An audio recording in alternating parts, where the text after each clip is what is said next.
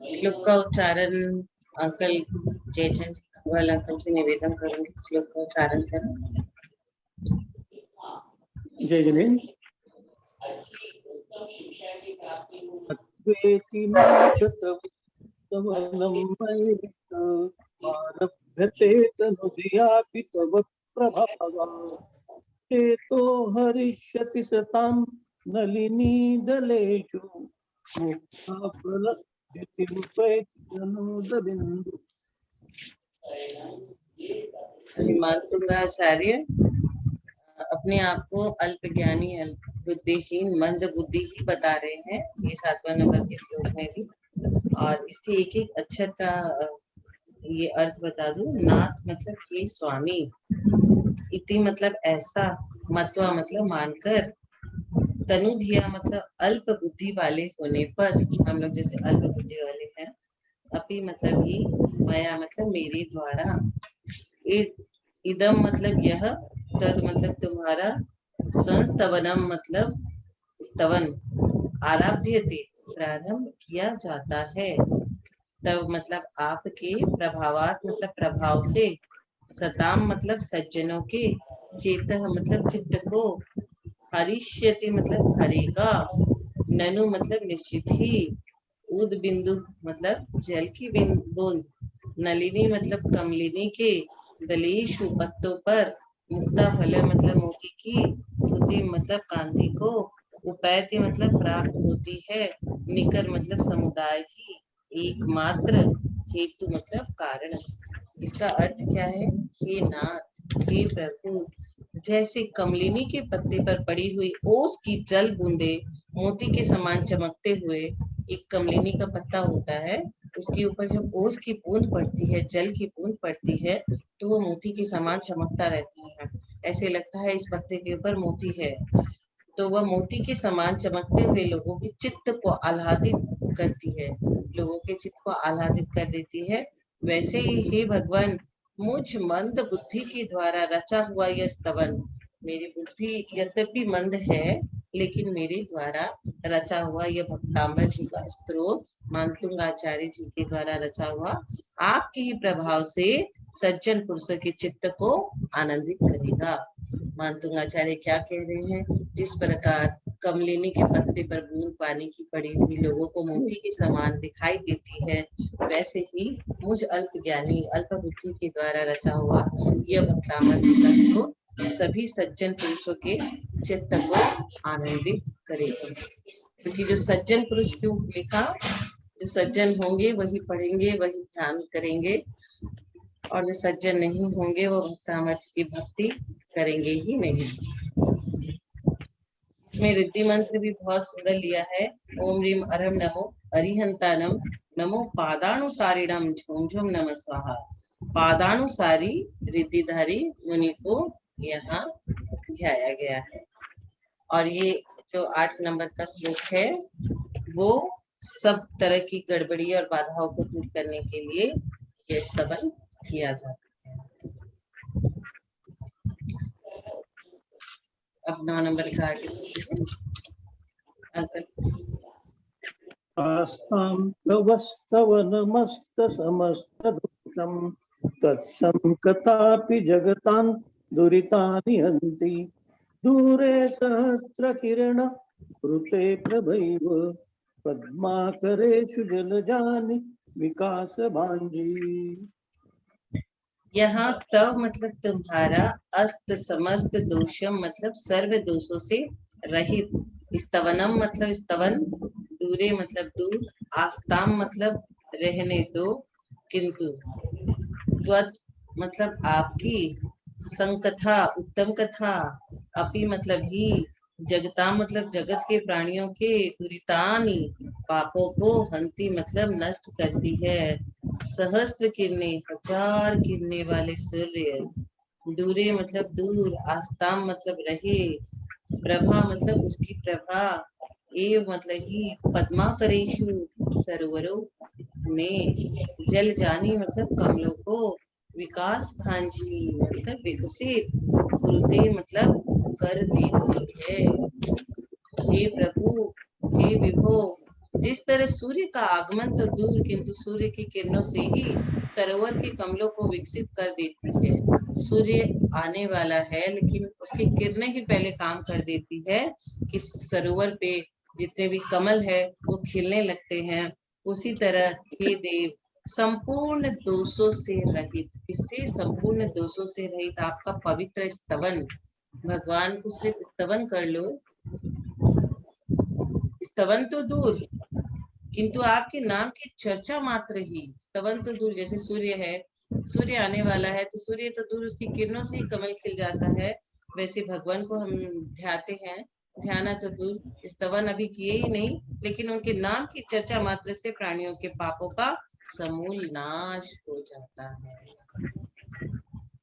सारे पापों का आस्तम तव स्तवनमस्त समस्त दोषम, सारे के सारे दोष, सारे के सारे पाप, सबका समूल रूप से नाश हो जाता है। तुम सम कथा जगताम दुरितान निहंति दूरे सहस्त्र किरणम कुरुते परवेव, दूर से ही वो सूर्य की जो किरणें हैं उसके प्रभाव से पद्मा करीशु जलझानी विकास भांजी, उसमें जो सरोवर में कमल खिलते हैं किरणों से ही खिल जाते हैं। इसी तरह प्रभु की भक्ति करने से, भक्ति तो दूर स्तवन तो दूर, नाम मात्र की चर्चा करने से समूल हमारे पाप नष्ट हो जाते हैं।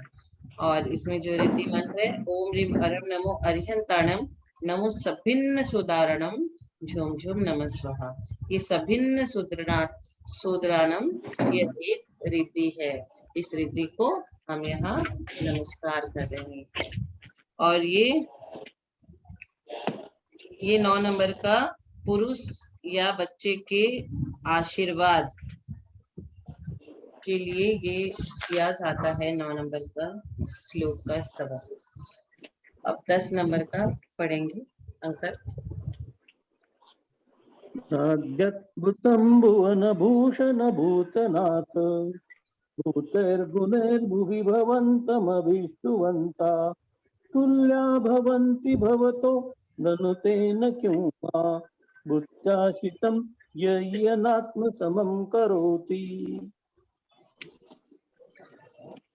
भुवन भूषण मतलब हे तीन जग के भूषण, भूतनाथ हे प्राणियों के स्वामी, भूतनाथ मतलब भूत नहीं, भूतों के नाथ नहीं, हम सब प्राणियों के स्वामी, भूते वास्तविक, गुणे मतलब गुणों के द्वारा, भवंत मतलब आपकी, अभिष्टुवंत स्तुति करने वाले पुरुष, भूवि मतलब पृथ्वी पर, भक्त आपके, तुल्य मतलब समान, भवंती मतलब हो जाते हैं। इति यह बात, अति अद्भुतम अति आश्चर्यकारक, न मतलब नहीं है, वा मतलब अथवा, ननु मतलब निश्चित ही, तेन मतलब उससे, किम मतलब क्या लाभ, यह मतलब जो, ये मतलब यहाँ, आश्रितम अपने आश्रित जन को, भूत्या मतलब विभूति से, आत्म समम अपने समान, न मतलब नहीं, करोति मतलब करता है। इसका अर्थ ये है कि हे भुवन भूषण,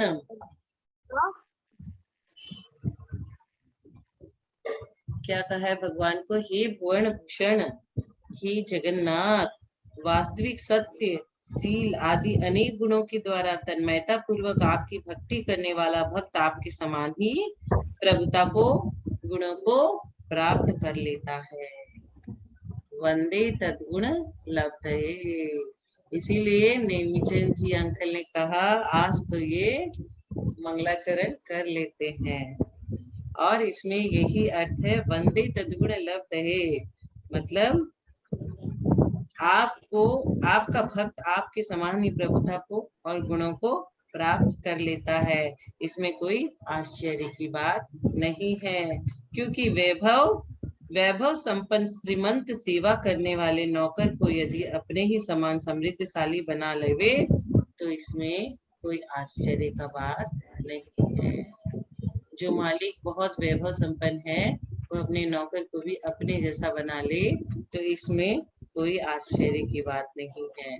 अपने ही धर्म में ऐसा कहा गया है कि तू भक्त और मैं पूज्य, ऐसा नहीं, तू भी पूज्य बन जा और मेरे गुणों को धारण कर, और तू भी पूज्य बन जा और मैं भी पूज्य। तो ये कितनी श्रेष्ठ भावना है। ये 10 नंबर के श्लोक में अगर किसी को कुत्ता काट लिया जाए तो ये 10 नंबर का श्लोक बहुत काम करता है। नात्याद्भुतम भुवन भूषण भूतनाथ भूते गुणे भूय भवंतम वेष्टुवंत।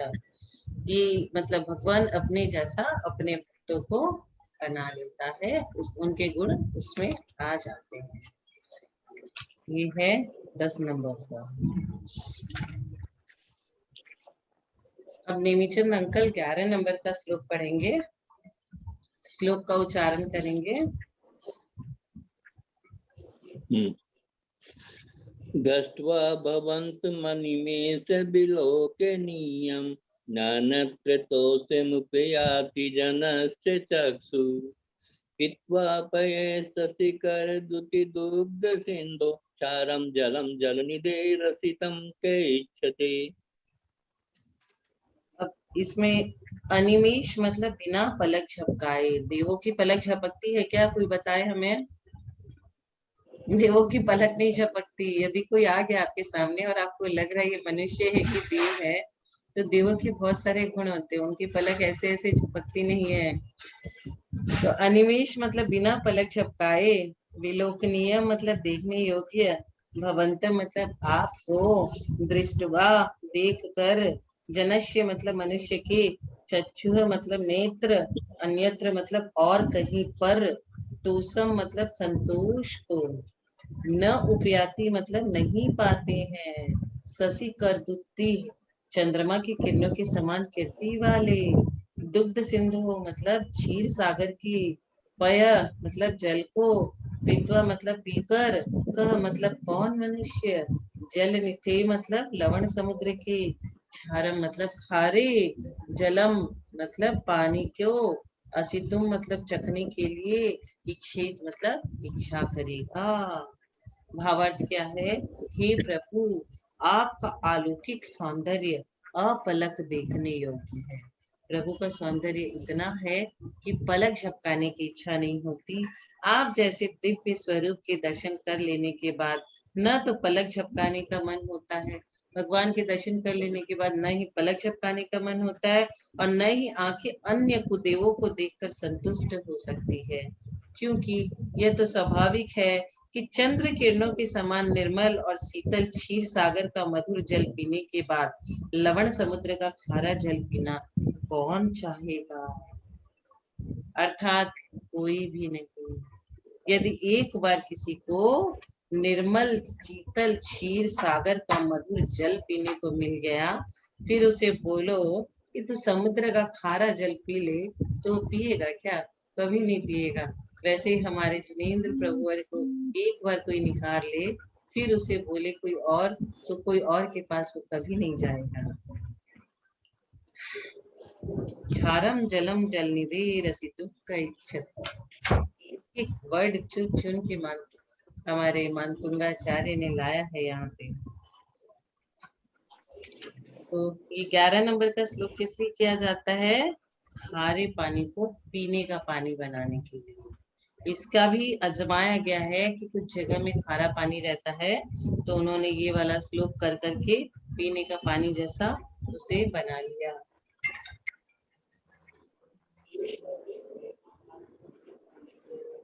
ऐसा ये 11 नंबर का श्लोक अब हमारा पूर्ण हुआ। अब 12 नंबर का ये शांत राग ये पढ़ेंगे, हमारे अंकल उच्चारण करेंगे। 12 नंबर का श्लोक। ये शांत राग रुचि परमाणु विश्वम निर्माप्यति त्रिविभुवने कललाम भूतम तावन्त एव खलु ते प्रणवै पृथिव्यां यत्ते समानमपरं नहि रूपमस्ति। त्रिभुवनेक मतलब हे तीनों लोक में एक अद्वितीय, ललाम भूत मतलब सर्वश्रेष्ठ सौंदर्य के धारक भगवान। ये है मतलब जिन, शांत राग मतलब राग रहित, रुचि भी मतलब रुचिकर, परमाणु भी मतलब परमाणुओं से, त्वम मतलब तुम, निर्मापितः बनाए गए हो, ते मतलब वे, अन्वह मतलब परमाणु, अपि मतलब भी, खलु मतलब निश्चय से, तावंत मतलब उतने, एव मतलब ही है, यद मतलब क्योंकि, पृथव्याम मतलब पृथ्वी पर, यत्ते समानम आपके समान, अपरम मतलब दूसरा, रूपम मतलब रूप, नहीं मतलब नहीं, अस्ति मतलब है। इसका भावार्थ क्या है कि हे त्रिलोक के शिरोमणि भगवान, जिन राग सहित परमाणुओं से आपके परमोदारिक सुंदर शरीर की रचना की गई है, मतलब भगवान के शरीर की रचना करने के लिए जो परमाणु का यूज हुआ गया है, वे शुभ परमाणु संसार में निश्चित रूप से उतने ही थे, क्योंकि इस भूमंडल पर वे सुंदर परमाणु इससे अधिक होते तो निश्चय ही आपसे अधिक सुंदर रूप भी मुझे दिखाई देता। मतलब भगवान की रचना जिस परमाणु से हुई वो उतने ही थे, और उस परमाणुओं से भगवान बन चुके हैं, और अगर उससे भी सुंदर होते, उससे भी ज्यादा होते, तो हमें कोई और उनसे अधिक सुंदर दिखाई देता, लेकिन आज तक हमें कोई दिखाई नहीं दिया। पर आपके समान सुंदर रूप मुझे इस भूमंडल पर कोई दूसरा दिखाई नहीं देता, अतः वे परमाणु उतने ही थे।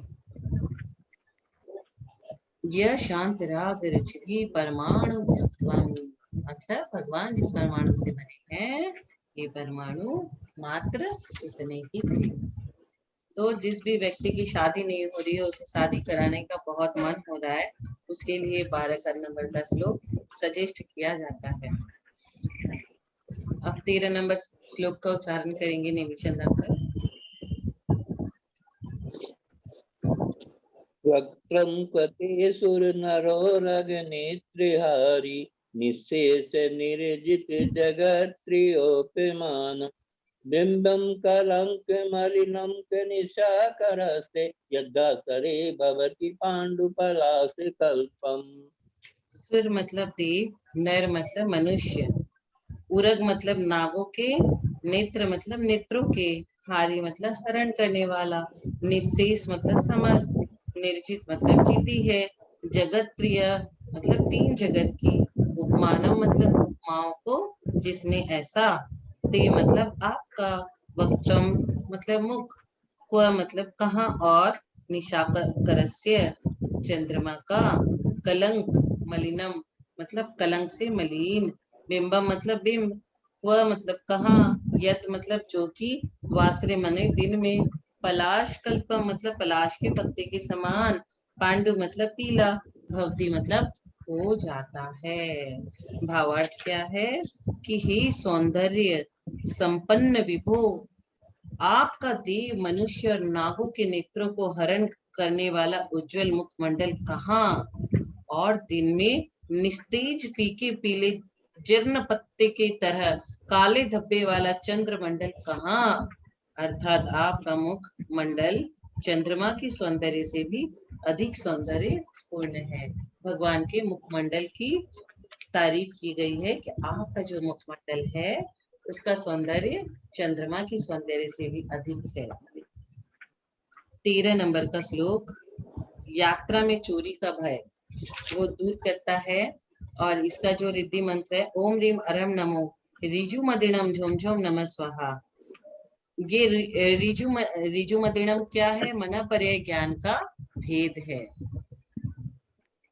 तो भगवान के मुखमंडल की तारीफ करना, उनके गुणों को, ये जो भक्तामर जी है ना, उसमें बार बार भगवान के रूप की, भगवान के गुण की, भगवान की प्रतिभा की सूर्य और चंद्रमा से तुलना की गई है, और फिर कहा गया है कि वो आपकी तुलना के काबिल नहीं है, आप बहुत ज्यादा आगे हो।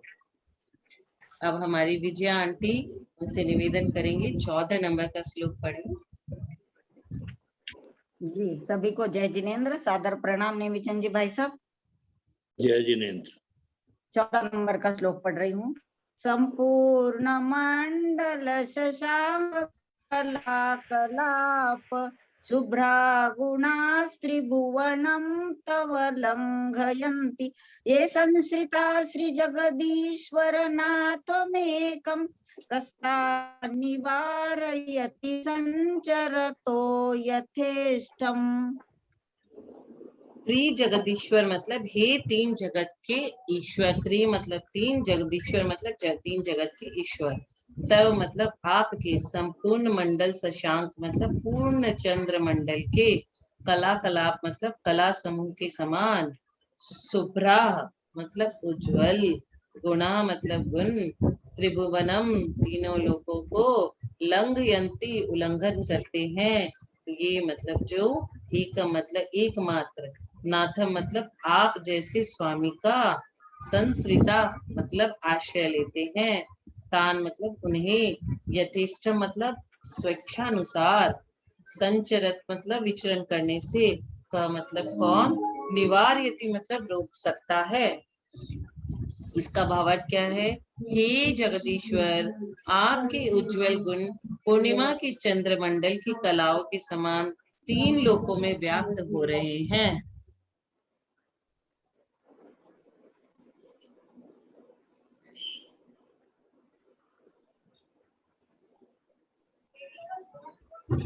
हे जगदीश्वर आपके उज्जवल गुण पूर्णिमा की चंद्रमंडल की कलाओं के समान तीनों लोकों में व्याप्त है, क्योंकि उन गुणों ने जब तीन लोकों के नाथ आपका ही सहारा ले लिया है, उन गुणों ने जब आपका सहारा ले लिया है, तब उन्हें इच्छा अनुसार विचरण करने से इस संसार में कौन रोक सकता है, अर्थात कोई नहीं। भगवान के आपके उज्जवल गुण पूर्णिमा के चंद्रमंडल की कलाओं के समान तीनों लोकों में व्याप्त है। तो ये 14 नंबर का जो श्लोक है, शत्रु एवं वाद संबंधी विजय के लिए किया जाता है। और इसका जो बीज मंत्र है, ओम ह्रीम अरहम नमो व्यूल मदिणम झोम झोम नमः स्वाहा, ये मन परे ज्ञान का भेद है। अब 15 नंबर का अंतिम उच्चारण करेंगे। जी जी। चित्रं किमत्र यदि ते त्रिदशाङ्गनाभिर्नीतं मनागपि मनो न विकारमार्गं कल्पान्तकालमरुता चलिताचलेन किमन्दराद्रिशिखरं चलितं कदाचित्। कई लोग होते हैं जो बहुत काम कर देते हैं, लेकिन उनकी तारीफ कोई भी नहीं करता। तो यश कीर्ति मान जिन्हें प्राप्त करना होता है, वो ये 15 नंबर का श्लोक करता है। यदि मतलब अगर दशांग नाभि मतलब देवांगनाओं के द्वारा, ते मतलब आपका, मन है मतलब मन, मनाक मतलब जरासा, अपि मतलब भी, विकार मार्ग मतलब विकार भाव को, न नितम प्राप्त नहीं हुआ, अत्र मतलब इसमें, किम मतलब क्या, चित्र मतलब आश्चर्य है, चलिता चलीन मतलब पर्वतों को चलायमान करने वाले, कल्पांत काल प्रलय काल की, मरुता मतलब पवन से, किम मतलब क्या, मंदराद्रि शिखरम सुमेरु का शिखर।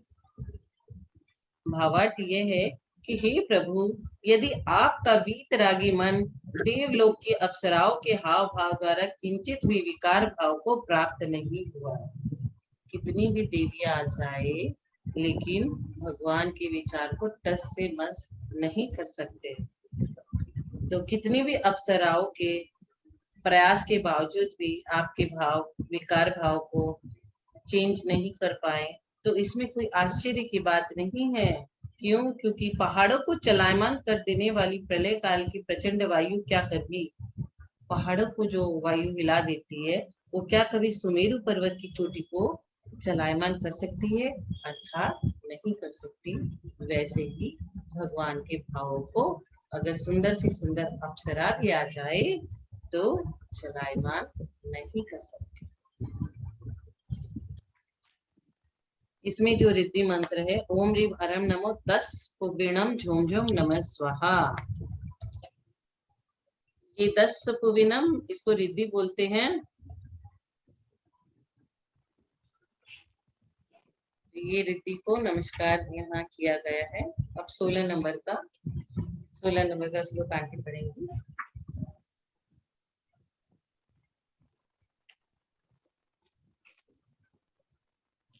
हाँ विजय आंटी, विजय हाँ। Aunty 16 number. निर्धूमवर्तिरपवर्जित तैलपूरः कृष्णं जगत्त्रयमिदं प्रकटीकरोषि गम्यो न जातुमरुतां चलिताचलानां दीपोपरस्त्वमसि नाथ जगत्प्रकाशः। कहीं आग लग गई हो ना, उसे बुझाने के लिए 16 नंबर का श्लोक किया जाता है। नाथ मतलब हे भगवान, त्वम मतलब आप, निर्धूमवर्ती मतलब धुआं और बाती से रहित, अपवर्जित तैलपूरा मतलब लबालब तेल से रहित, अपर मतलब अनुपम, दीप मतलब दीपक, असी मतलब हो जो कि, इदम मतलब इस, कृत्सन मतलब समस्त, जगत जगत त्रयम तीन जगत को, प्रकटीकरोषि मतलब प्रकाशित कर रहे हो, चलिता चलाना मतलब पर्वतों को चलायमान करने वाली, मरुता मतलब वायु के, जातु मतलब सर्वथा, न गम्य अगम्य, जगत प्रकाश मतलब जगत को प्रकाशित करने वाला। अब इस श्लोक का भावार्थ क्या है कि हे परम ज्योति देव, आप धुआं बाती और तेल से रहित तीनों लोगों को प्रकाशित करने वाले अभूतपूर्व अलौकिक चिन्मय दीपक हो। कैसे दीपक हो? जिसमें न धुआं है, न बाती है और न ही तेल है, फिर भी प्रकाश ही प्रकाश है।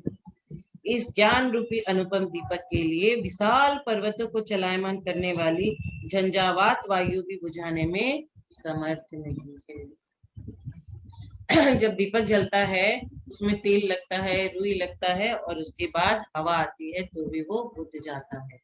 लेकिन भगवान का जो अलौकिक चिन्मय दीपक है, वह न तो धुआं है, न बाती है और न ही उसमें तेल है, और उसको विशाल पर्वतों को चलायमान करने वाली वायु भी उसे बुझाने में असमर्थ है।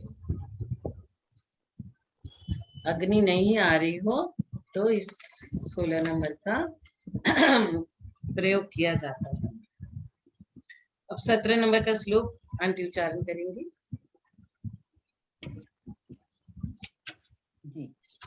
नास्तं कदाचिदुपयासि न राहुगम्यः स्पष्टीकरोषि सहसा युगपज्जगन्ति नाम्भोधरोधर निरुद्ध महाप्रभावः सूर्यातिशायि महिमासि मुनीन्द्रलोके।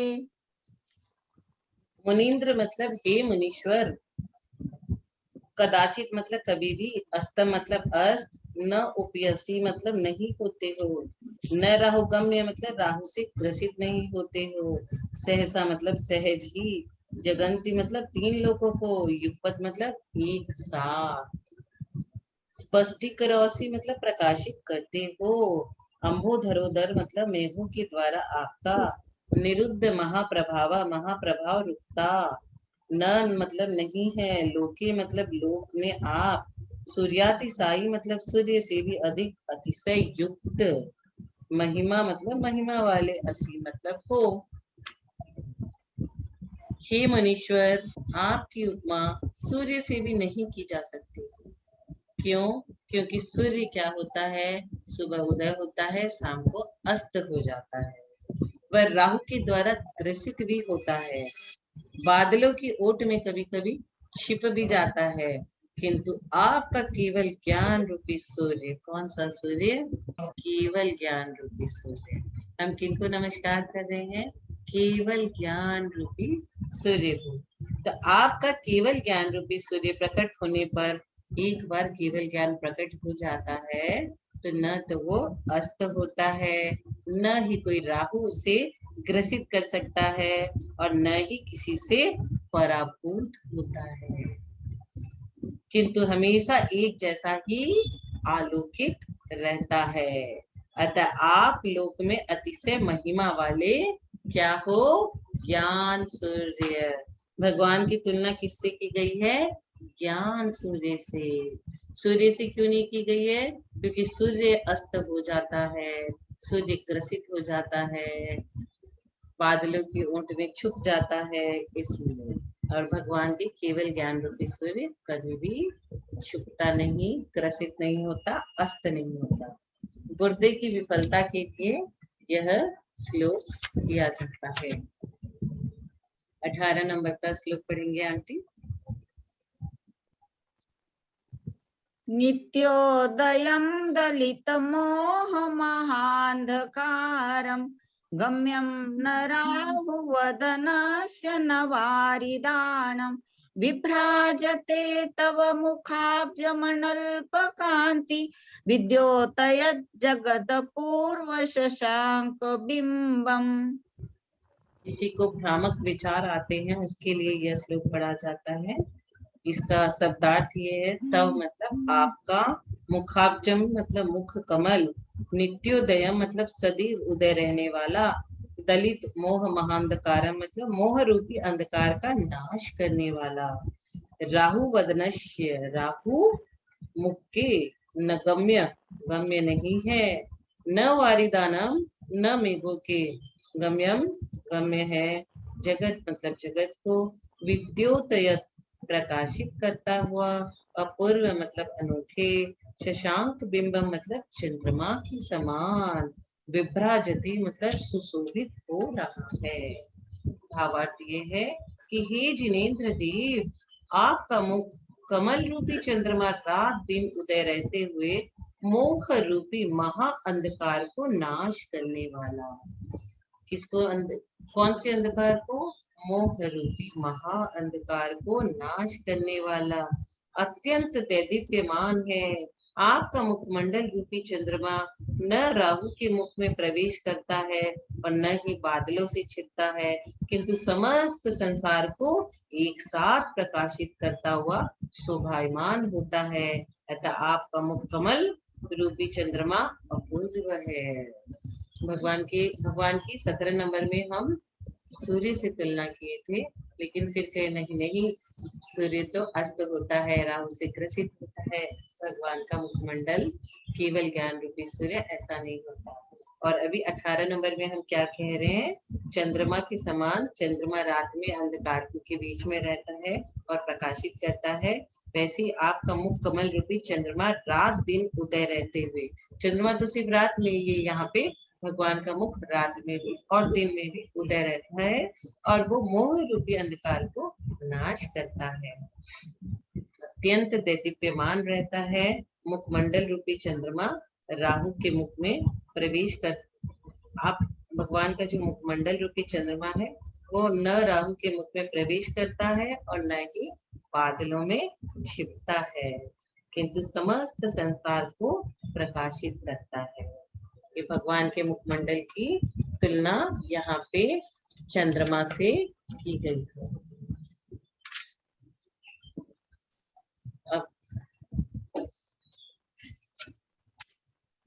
अब एक 19 नंबर का श्लोक पे क्लास और ले लेते हैं। बढ़िया आंटी।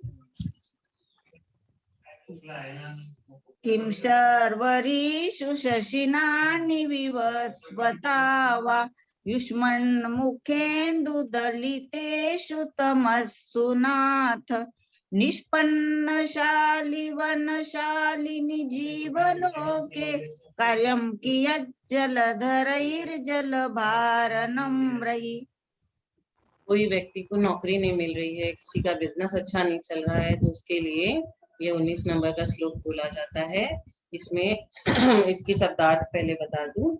नाथ मतलब हे स्वामी, तमस्सु मतलब समस्त अंधकार, ईश्वन मतलब आपके, मुखेंदु मतलब मुख चंद्र द्वारा, दलितेषु मतलब नष्ट होने पर, सर्व ऋषु रात्रि में, शशिना चंद्रमा से, किम मतलब अथवा, अन्ही मतलब दिन में, विवस्वता सूर्य से, किम मतलब क्या प्रयोजन है, जीव लोक के संसार में, निष्पन्न पके हुए, सालिवन सालिनी धान के खेतों में जलभार नम्र जल के भार से झुके हुए, जल धरे बादलों से किम मतलब क्या प्रयोजन, अहुनी मतलब दिन में। इसका भावार्थ है, हे स्वामी, आपके मुख रूपी चंद्रमा के दिव्य प्रकाश के रहते हुए दिन में सूर्य की एवं रात्रि में चंद्रमा की क्या आवश्यकता है। पहले सूर्य और चंद्रमा से तुलना की और उसके बाद कह दिया 19 नंबर में कि दिन में सूर्य की और रात्रि में चंद्रमा की क्या जरूरत है, अर्थात कोई भी जरूरत नहीं। जिस प्रकार धान्य के खेतों के पक जाने पर जल के भार से झुके हुए बादलों का क्या प्रयोजन, मतलब खेतों में जब धान्य पक ही गए तो अब पक जाने फसल पक जाने के बाद भार से झुके हुए बादलों का क्या प्रयोजन। फसल जब पक जाती है फिर बादल आए तो क्या प्रयोजन, पहले आते तो कोई बात थी। इसलिए चांद और सूरज, आपके मुख रूपी चंद्रमा को जब हम देख लिए, दिव्य प्रकाश हम ले लिए, तो हमें सूरज और चांद की कोई जरूरत नहीं। ओम रीम अरम नमो विद्याहराणम झोम झोम नमः स्वाहा। विद्याधर मुनि को नमस्कार कहा गया है ये 19 नंबर के श्लोक में।